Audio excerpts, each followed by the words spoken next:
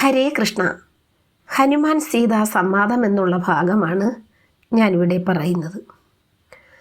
സീതയുടെ അവിവേകം കണ്ട് ഹനുമാൻ പരിഭ്രാന്തനായി.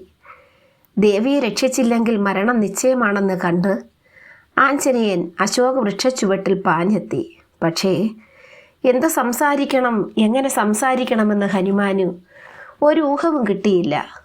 താൻ ശ്രീരാമദൂതനാണെന്ന് പറഞ്ഞാൽ ഒരു പക്ഷേ സീതാദേവി അത് വിശ്വസിച്ചില്ലെങ്കിലോ? രാക്ഷസരാജൻ രാവണൻ നിയോഗിച്ച വല്ല മായാവിയുമായിരിക്കുമോ താനെന്ന് ദേവി സംശയിച്ചാലോ? അതുകൊണ്ട് ആദ്യം വേണ്ടത് ദേവിക്ക് എന്നിൽ വിശ്വാസം ഉണ്ടാക്കുകയാണ്. അതിനെന്താണ് വഴി? ഇത്തരത്തിൽ ഹനുമാൻ ചിന്തിച്ചിരിക്കുമ്പോൾ സീതാദേവി പരിസരമെല്ലാം വീക്ഷിച്ച ശേഷം ആരുമില്ലെന്നുറപ്പായപ്പോൾ താൻ ചവിട്ടി നിന്നിരുന്ന പാറക്കല്ല് പതുക്കെ ഉരുട്ടി മാറ്റുന്നത് ഹനുമാന്റെ ശ്രദ്ധയിൽപ്പെട്ടു. ഹനുമാൻ ഒന്ന് ഞെട്ടി.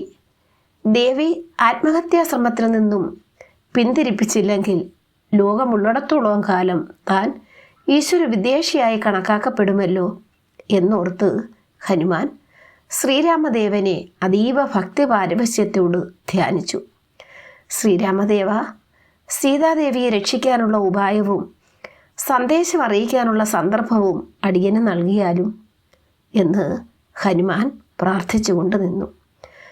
സീതാദേവിയെ മരണത്തിൽ നിന്നും പിന്തിരിപ്പിക്കുന്നതിനും മനോവ്യഥ നീക്കി തൻ്റെ ആഗമന ഉദ്ദേശം അറിയിക്കുവാനുമുള്ള ശക്തി തരണമെന്ന് പ്രാർത്ഥിച്ച ഹനുമാന് ജ്ഞാനോദയമുണ്ടായി.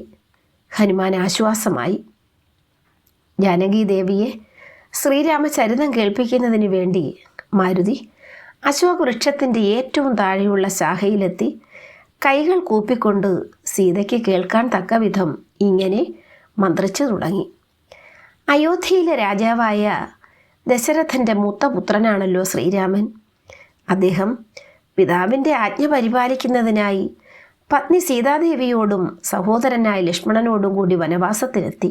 അവിടെ വെച്ച് വളരെയധികം രാക്ഷസന്മാരെ നിഗ്രഹിക്കുക നിമിത്തം കുപിതനായ രാവണൻ സീതയെ തട്ടിക്കൊണ്ടുപോയി. സീത അന്വേഷണാർത്ഥം കാട്ടിൽ അലഞ്ഞു നടക്കുന്നതിനിടയിൽ കിഷ്കിന്ധയിൽ എത്തിച്ചേർന്ന രാമലക്ഷ്മണന്മാർ സുഗ്രീവനെ കണ്ടെത്തുകയും അദ്ദേഹവുമായി സഖ്യത്തിലേർപ്പെടുകയും ചെയ്തു. സുഗ്രീവന്റെ മന്ത്രിയായ ഞാൻ ഹനുമാനാണ്. അവർ എന്നെ സീതാന്വേഷണാർത്ഥം ലങ്കയിലേക്ക് അയച്ചു.